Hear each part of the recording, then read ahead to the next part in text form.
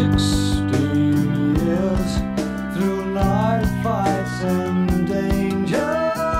Strangely wide his life, not mine.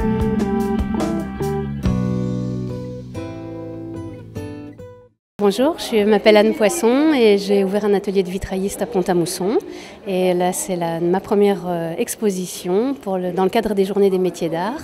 Et on est 8 exposants, 8 artisans à vous montrer pendant tout le week-end ce que l'on fait. Alors moi, ce que je fais, c'est donc du vitrail, entre autres des panneaux, des tableaux rétroéclairés, et puis aussi bien sûr restauration, vitraux classiques, tout. Ma démarche est large, je travaille aussi bien le religieux, la restauration ou la création en copie d'anciens et bien sûr du moderne, de la création pure. Tout est possible et tout me plaît.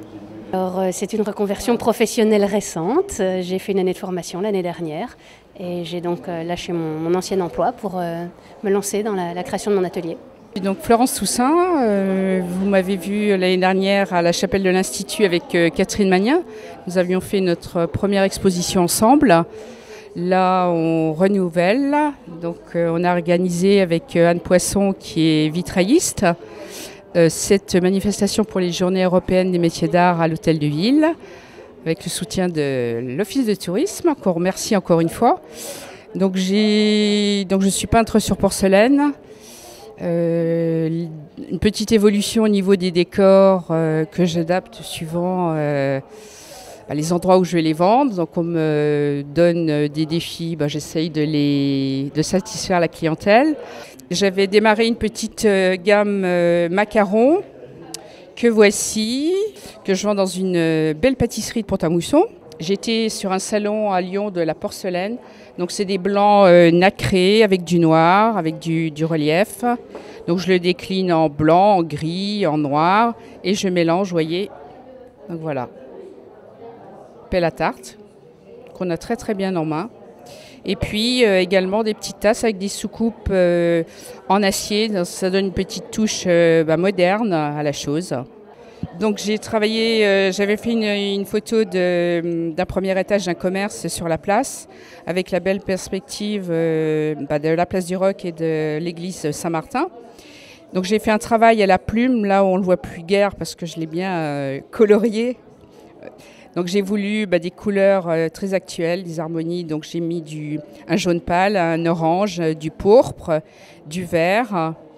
Et voilà ce que ça donnait. Et là, je l'ai cuit 2 fois à 800 degrés. C'est la première fois qu'on me voit. Moi, je suis meusienne. J'habite à Chalène.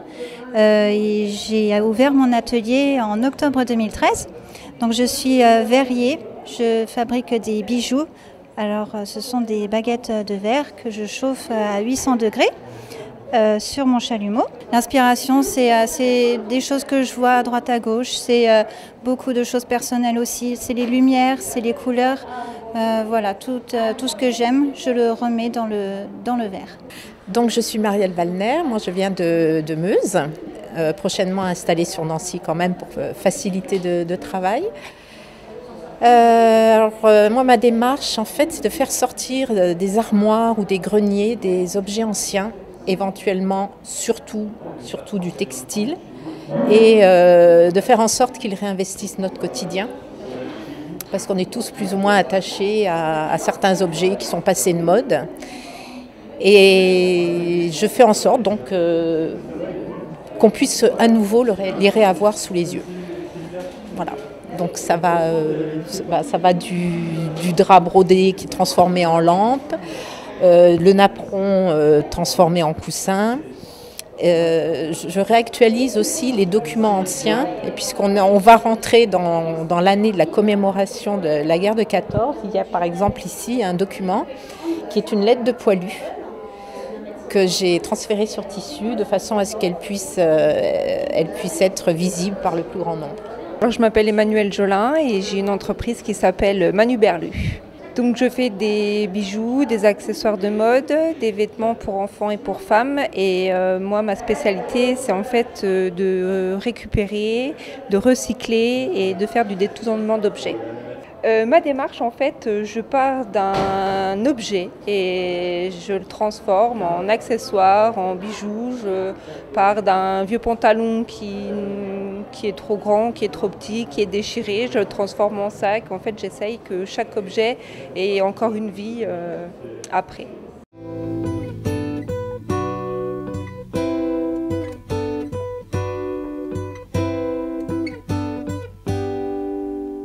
J'ai 3 activités principales autour des loisirs textiles. Donc je fais du bouti que je monte en lampe. Donc, soit je les fais, soit les personnes viennent apprendre à les faire chez moi. La broderie au ruban de soie, dont je peins les rubans moi-même. Et la 3e activité, c'est les vitraux en tissu. Les gens viennent les réaliser à l'atelier chez moi, ou je peux les faire virtuellement. L'intérêt, c'est que c'est tout à fait personnalisé à leur intérieur, tout à fait créatif et agréable à faire. Donc moi je suis Sylvie Jabot, je viens de Jarville, la Malgrange, à côté donc de Nancy. Je suis intervenante en art visuel et en sculpture modelage. Et pour mon propre compte, je fais de la sculpture. Donc je dirais mon dada, c'est d'associer l'argile et le cristal. Et voilà, je suis en train de faire une série de ce genre de sculpture. J'ai aussi associé le fer et l'argile en utilisant des roues, par exemple. Alors j'ai voulu exprimer l'envol.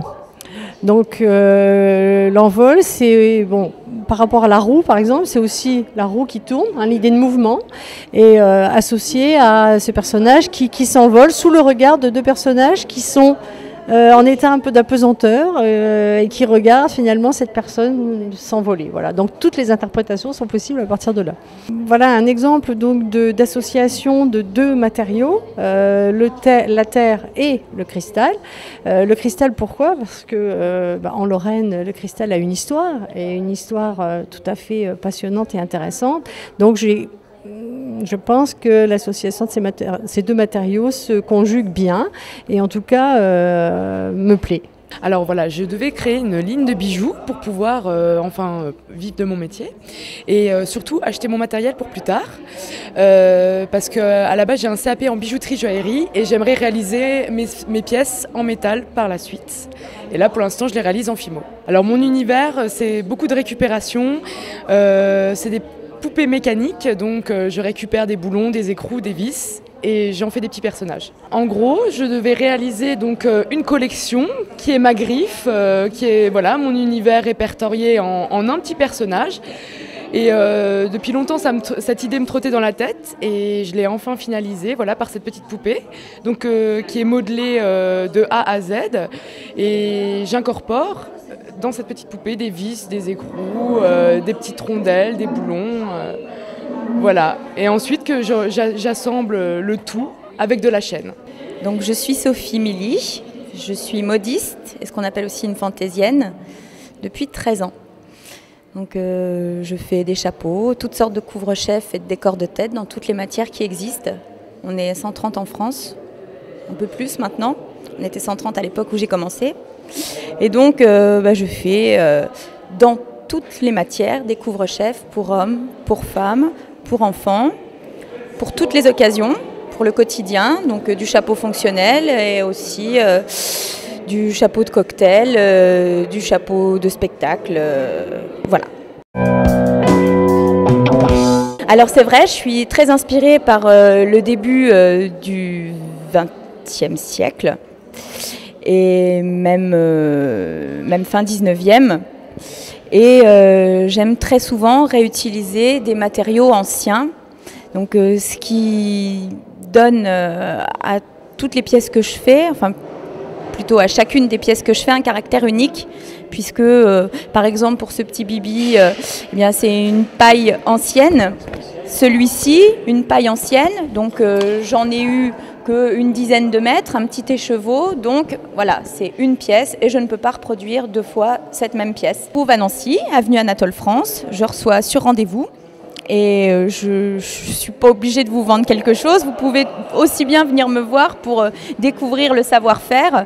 Et j'organise aussi des ateliers de fabrication de chapeaux où justement je transmets aux stagiaires curieux ou de l'accessoire de mode ou alors curieux du travail artisanal en général, eh bien, les techniques de fabrication de chapeaux pour qu'elles puissent déjà d'une se faire des chapeaux si elles ont envie ou alors transformer des chapeaux qu'elles auraient de leur grand-mère ou de leur grand-père et qu'elles voudraient remettre au goût du jour, et aussi pour qu'elles prennent conscience des longues heures de travail qu'il y a derrière chaque chapeau, parce qu'il faut savoir qu'un chapeau c'est entre 10 et 12 heures de travail.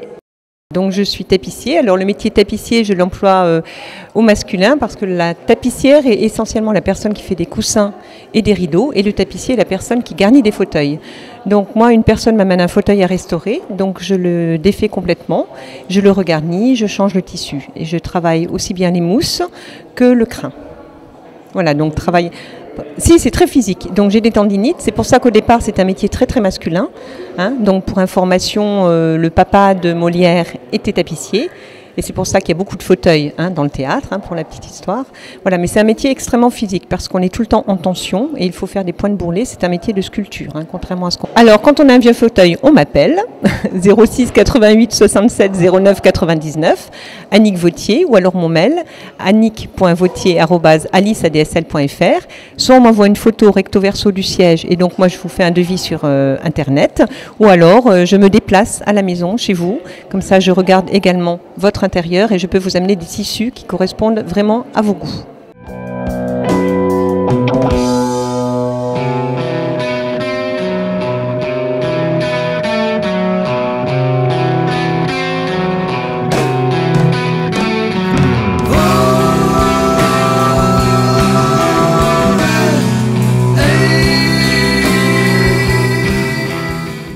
Anne-Sophie Cohen, je suis ébéniste restaurateur. J'ai repris l'entreprise de mon père en 2009. Je suis la 5e génération. Et aujourd'hui, j'ai créé un groupement, Craft Création France, pour permettre la promotion de la création et du savoir-faire français, surtout à l'international, mais en France aussi. Au départ, je faisais surtout de la restauration.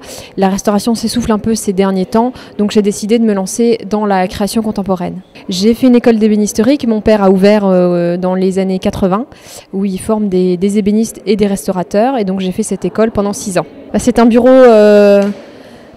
contemporain, voilà, c'est une idée qui a un petit peu germé. Sur le dessus, vous avez une marqueterie de cuir.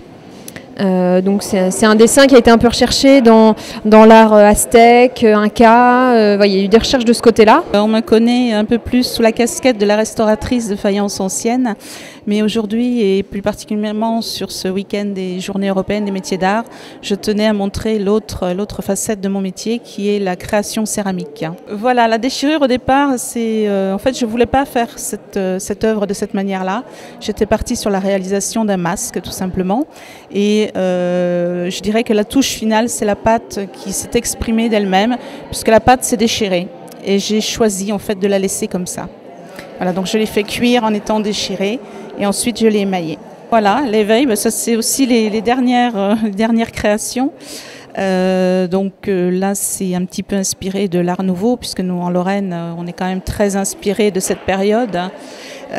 Donc c'est la femme qui s'éveille à la vie et avec la nature autour, voilà, tout simplement. Alors l'enfant, ça m'est venu en fait parce que j'ai commencé à faire la tête de ces enfants, et je ne savais pas trop comment la mettre en scène.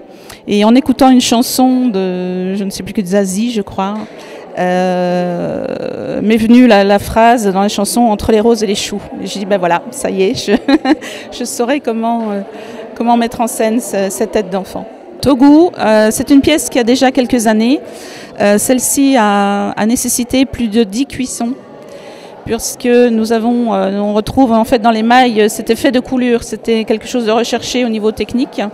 Donc il m'a fallu des cuissons et plusieurs épaisseurs, plusieurs émaillages pour arriver donc à obtenir cet effet-là. Et là, pour le coup, c'est terminé également à l'or, mais à la feuille d'or, contrairement aux autres pièces. Oui, toutes mes pièces sont terminées à l'or. Oui, donc voilà, je représente la maison Bianchi. Donc on est installé à Mézières-les-Messes depuis 1978. Le premier métier était donc horloger. Monsieur Bianchi Pierre donc, a représenté sa première société en 1978. Donc il y a quelques années, il y a 6-7 ans, il est adjoint son fils, Alexandre Bianchi, qui a fait des études d'horlogerie, et il a basculé vers la joaillerie, voire la haute joaillerie. Tous les deux, ensemble, ils se complètent pour faire des montres squelettes et différents objets vraiment magnifiques. Entre autres, on a fait il y a 4 mois la présentation d'une nouvelle collection de montres entièrement réalisée chez nous à Mézières-les-Messes, et on est passé depuis manufacture horlogère. Donc ça comprend des mouvements d'origine suisse et tout le reste est fabriqué chez nous à Mézières-les-Messes. Entre autres, l'horlogerie, restauration de montres toutes les marques et des pièces très anciennes datant du XVIIe, XVIIIe siècle. Alexandre Bianchi est plutôt spécialisé en joaillerie, c'est-à-dire c'est un artisan créateur en joaillerie. Il fait absolument des pièces remarquables et toutes des pièces uniques. Il fait aussi de la restauration de pièces anciennes ou de la reprise, de la transformation. On a un site internet qui est vraiment remarquablement fait. On a un site Facebook et j'invite vraiment toutes les personnes à rechercher des objets magnifiques, à regarder notre site internet et notre site Facebook. Merci. Il y a plusieurs thèmes. On est sur la région Lorraine avec les 2 socles inférieurs et supérieurs sur de la pierre de Gemont. Toute l'armature métallique retransmet la sidérurgie lorraine. Donc ici, on est sur la base un peu plus gros. On est sur un mouvement de Paris qui ont fait des mouvements depuis 100-150 ans. Donc c'est une horloge qui a à peu près plus d'une centaine d'années, qu'on a repris de la même façon. On reprend toutes les plaques et on découpe tout entièrement à la main. Et là on est sur le thème de l'Égypte. Alors à l'intérieur et tout ça, on a des salons de scarabées et tous des symboles qui appartiennent à... Bonjour, je m'appelle Abdelrani Azab, je suis maître savonnier. Mon atelier est à Nancy. Je fabrique des savons 100% naturels et sont classés haut de gamme. C'est des produits dont les ingrédients sont issus de terroir lorrain, avec l'huile de mirabelle, l'huile de cerise, la bergamote. Et chaque savon raconte un peu l'histoire et de la culture de la Lorraine. Voilà, ils ont un rapport avec Nancy, surtout la ville de Nancy, et avec le Lorrain à la Mirabelle, ça raconte l'histoire de la région Lorraine. Mes produits sont fabriqués à mon atelier situé dans la cour Clodo à Nancy, juste à côté de la place Stanislas. Tout est fait main, voilà, c'est une fabrication artisanale, même le packaging est fabriqué juste à côté de Nancy à la Neufville. Tout de 100%, on va dire, lorrain. Mes produits sont vendus dans tous les offices de tourisme de Lorraine et dans les lieux historiques, on va dire, dans les musées, dans les parfumeries, chez Printemps aussi, dans les pharmacies. Effectivement, c'est la première journée nationale du patrimoine à Pont-à-Mousson. Et bon, nous en sommes très fiers et très heureux. L'office de tourisme donc, que je préside est très heureux de cette manifestation. Voilà. Et on retrouve une quinzaine d'exposants ce jour. On remercie Véronique Striby à l'initiative de l'exposition à la Chapelle et Anne Poisson pour son engagement.